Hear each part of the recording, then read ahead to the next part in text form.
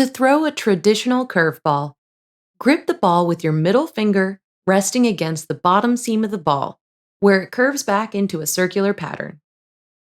You can also grip the ball with your index and middle finger, resting parallel to the seams at their narrowest point if you find that more comfortable. Be sure to use your normal pitching mechanics. Don't change anything about the size of your kick or the path of your arm to disguise the pitch and keep batters from identifying the pitch ahead of time.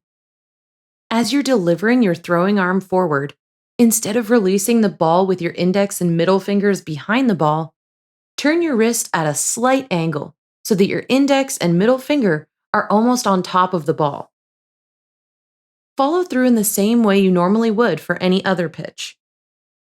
If you find yourself constantly throwing the ball out too high, try shortening your forward stride by 2 to 4 inches, or 5 to 10 centimeters, to force your arm to take a sharper downward path as you release the ball. If you keep throwing your curveballs in the dirt, aim to release the ball fractions of a second faster than you normally would with a fastball.